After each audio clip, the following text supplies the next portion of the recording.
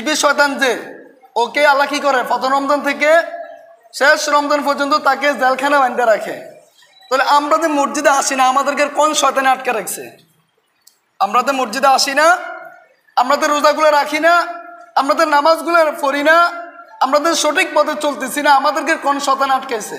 হ্যাঁ ভাই, যেরকম জিনের মধ্যে ভালো খারাপ আছে, ইলবিস যে শয়তান তে একজন আছে।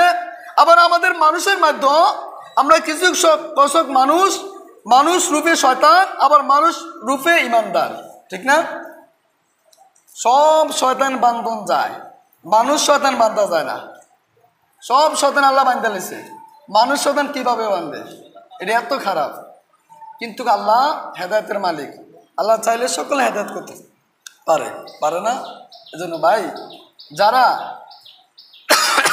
রোজাগুলো রাখি না, কিন্তু রোজা রাখি, নামাজ পড়ি না, নামাজ পড়ি তারাবি পড়তাম চাই না, যদিও নামাজ পড়ি সঠিকভাবে পড়ি না, যদিও নামাজে মসজিদে আসি অজুগুলো ঠিকভাবে করি না, যদিও অজু ঠিকভাবে করি মিথ্যা কথা ছাড়তে পারি না, যদিও মিথ্যা কথা ছেড়ে ফেলেছি ফতরানা ছাড়তে পারি না, যদিও ফতরানা ছেড়ে দিয়েছি তবুও মানুষকে ধোঁকা দেওয়া, মানুষের গীবত সাক্ষাৎ ছাড়তে পারলাম না।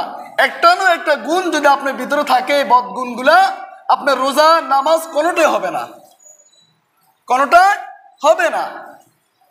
আল্লাহ রাসূল সাল্লাল্লাহু আলাইহি ওয়াসাল্লাম বলতেছেন একটা হাদিসের মধ্যে, ইদা লাম তাস্তাহি ফাসনা মা শি'তা। রাসূলুল্লাহ সাল্লাল্লাহু আলাইহি ওয়াসাল্লাম বলতেছেন, যদি তোমার লজ্জা না থাকে, যদি তোমার লজ্জা না থাকে, তুমি যা ইচ্ছা তাহাই করতে পারো। কে বলতেছেন? বুখারী শরীফের হাদিস।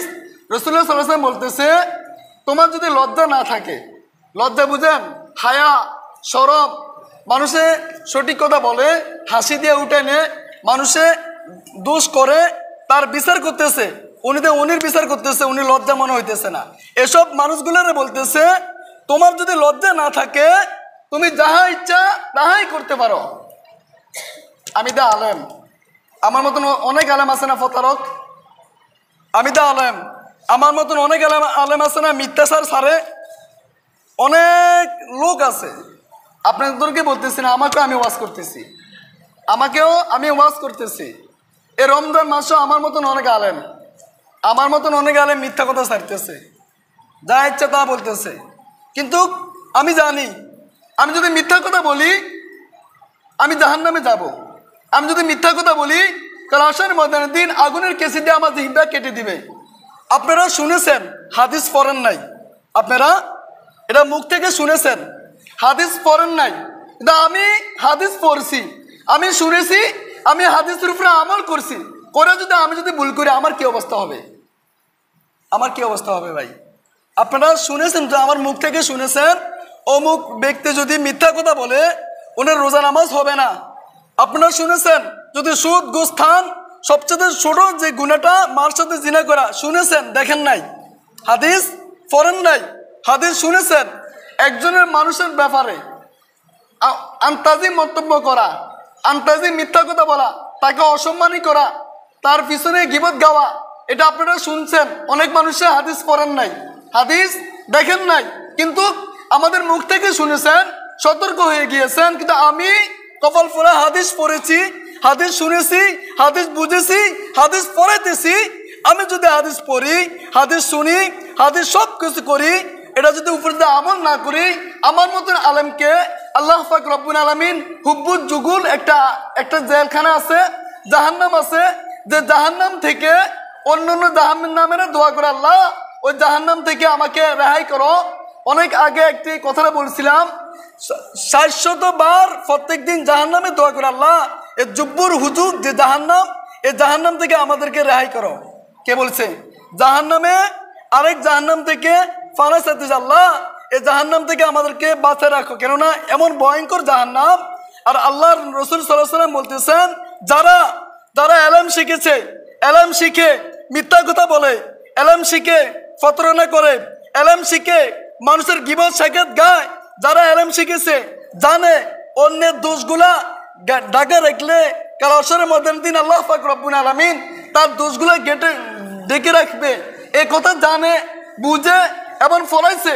আর যারা এই মিথ্যাচারগুলো ছাড়ে তাদেরকে বলতেছেন, ওই আলেমদেরকে আল্লাহ পাক রব্বুল আলামিন জুব্বুল হুজুক যে জাহান্নাম, ওই জাহান্নামের মধ্যে তাদেরকে নিক্ষেপ করবে। বলেন না নাউজুবিল্লাহ।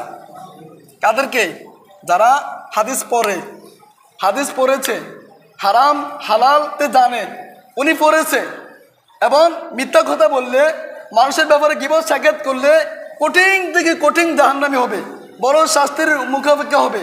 মানুষের হক মেরে খেলে বড় শাস্তির মুখাপেক্ষি হবে। মানুষের ইজ্জত নিয়ে টানাটানি করলে বড় শাস্তির মুখাপেক্ষি হবে।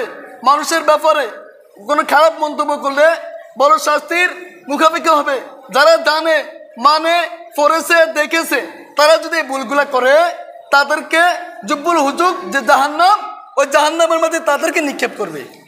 কারা? আমার মতন যারা আলেম, আমার মতন যারা আলেম, আমাকে বলতেছি, আমাকে, আমার ভিতরে দোষগুলো আছে যদি থেকে থাকে, আর আমি যদি না শুধরাই, আমার মতন আলেমকেও আল্লাহ পাক রব্বুল আলামিন আসর ময়দান দিন এই জাহান্নামের মধ্যে ফালাবে।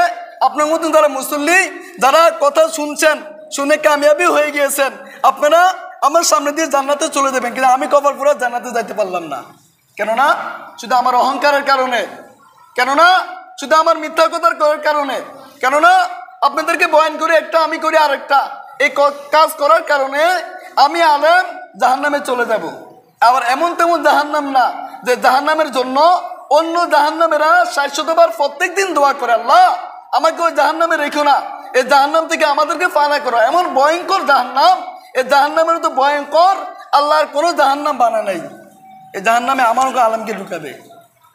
এবার আপনাদেরকে বলতেছি ভাই, যারা কথাগুলো শুনেছেন, কথাগুলো শুনেন, এই জিনিসগুলো জানেন, নামাজ যদি না পড়ি রোজার কোনো মূল্য নাই, রোজা যদি রাখি, নামাজের যদি না পড়ি, এই রোজার কোনো মূল্য নাই। যেরকম এক হুজুর নাকি মাহফিলে বয়ান করতেছে, ফাকরি মাথার দেওয়া সুন্নত, ফাকরি কি মাথার দেওয়া সুন্নত, উনি আর ফাকরি তো মনে নাই, উনি নামাজের সময় কি করছে, ফরজ তরফ করে লুঙ্গি দিয়ে ফাকরি বেঁধে লেছে।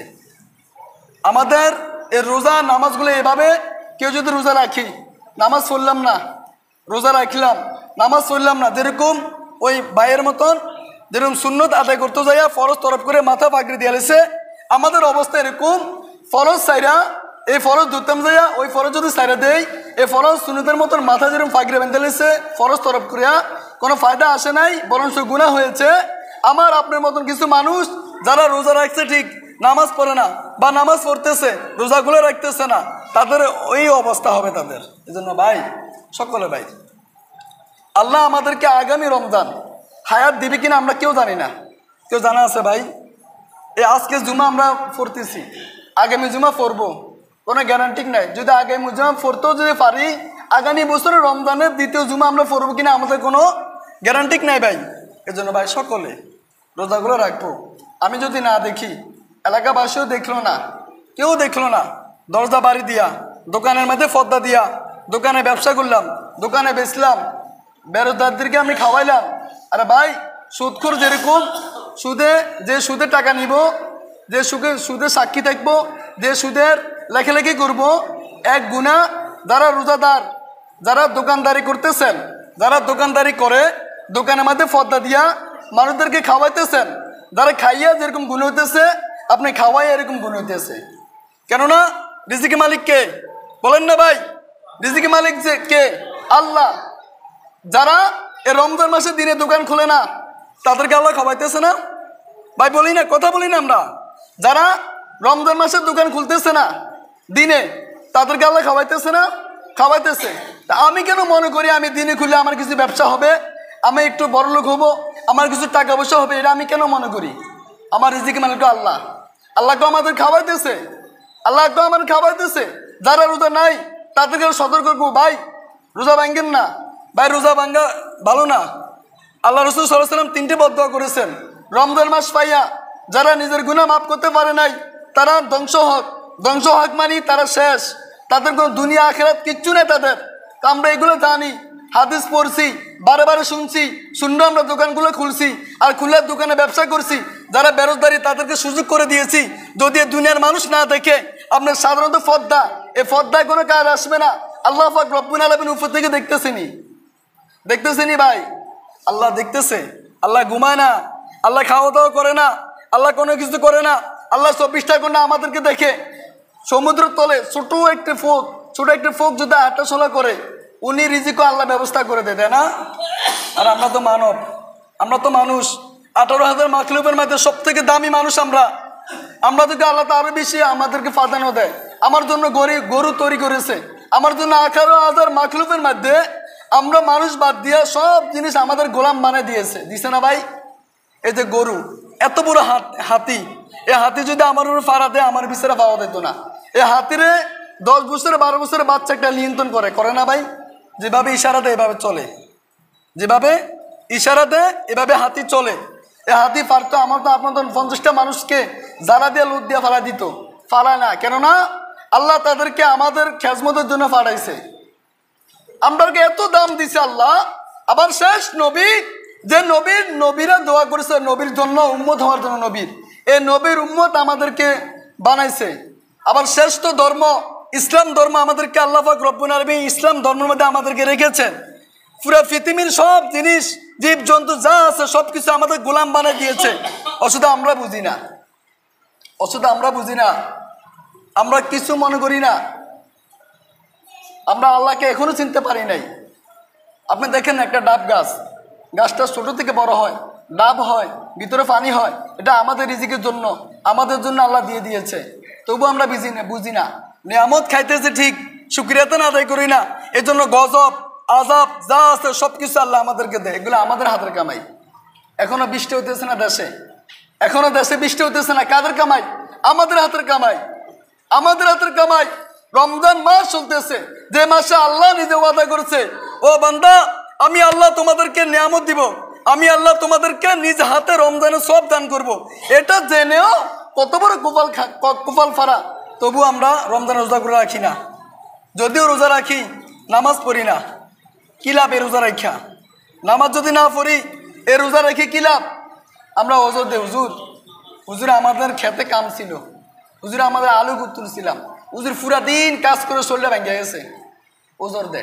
এটা একটা ওজোর হলো, এটা একটা উসুল্লাহ হলো। অসুস্থ আল্লাহ রাসূল সাল্লাল্লাহু আলাইহি ওয়াসাল্লাম বলছে, তুমি যদি অসুস্থ হইয়া যাও, যদি খাড়ায় নামাজ না পড়তে পারো বৈশা পড়ো, বৈশা যদি না পড়ো শুইয়া পড়ো, শুইয়া যদি না পড়ো ইশারাতে পড়ো নামাজ, তবুও নামাজ ছাড়ো না। এটাই সর্বপ্রথম বেহেশতের চাবি, এটাই সর্বপ্রথম বেহেশতের চাবি। এটা দিয়ে তুমি বেহেশতের দরজাগুলো খুলবে, এটা দিয়ে তুমি বেহেশতের দরজা খুলবে। আর বেহেশতের দরজার চাবি যদি না থাকে তোমার কাছে, আর দুনিয়াবি বেহেশতের ভিতরে যত নাত নিয়ামত সব কিছু কামাই করছো, কিন্তু বেহেশতের দরজার চাবি তোমার কাছে নাই। এই দান খরাত যত কিছু আছে, সদকা যা দিলেন, ফেতরা যা করলেন, কি লাভ হলো আপনার? মেন চাবি তো আপনার কাছে নাই। গুদামটা আপনার, পুরা গুদাম আপনার, কিন্তু গুদামের চাবি নাই। এই গুদামে কোনো কাজ হবে? এই গুদাম দিয়ে কোনো কাজ হবে? কোনো কাজ না ভাই। দুনিয়া ঘুষ দিয়া মানুষকে কিছু খাওয়াইয়া বিচার নিজের দিকে নিয়ে নিতে পারবেন। দুনিয়াতে যত দোষ করেন, কিছু টাকা থাকলে দোষটা নিজের গাড়ি না দিয়ে অন্য গাড়ি চাপতে পারবেন। কিন্তু কাল হাশরের ময়দানের দিন বিচারক হবে আল্লাহ, বিচারক হবে আল্লাহ। আর আমাদের সাক্ষী স্বরূপ হবে আমাদের শরীর, আমার হাতে আমার বিরুদ্ধে সাক্ষী দিবে, আমার পাও আমার বিরুদ্ধে সাক্ষী দিবে, আমার মুখ আমার বিরুদ্ধে সাক্ষী দিবে, আমার চোখ আমার বিরুদ্ধে সাক্ষী দিবে, আমার পুরো অঙ্গ আমার বিরুদ্ধে আল্লাহর কাছে সাক্ষী দিবে। বলবে আল্লাহ, ওই বান্দা এ মুখ দিয়ে ফাঁসা কথা বলেছে, এ মুখ দিয়ে রোজা রেখেছে, মিথ্যা বলেছে, এ হাত দিয়ে যত খারাপ কাজ সব করেছে, এ পাও দিয়ে যত আকাম কুকাম সব করতে গিয়েছিল। কে বলবে? ওদিন কোনো উকিল থাকবে না, ওদিন কোনো কিচ্ছু থাকবে না। ওদিন আমার শরীর আমার বিরুদ্ধে কথা বলবে, আমার মেয়ে আমার বিরুদ্ধে কথা বলবে, আমার ছেলে আমার বিপক্ষে কথা বলবে, আমার বিবি আমার বিপক্ষে কথা বলবে। যারা আমরা মনে করি আমরা পুরুষ হয়েছি, রমজান আসতেছে লাস্টে 10 দিন রহমতের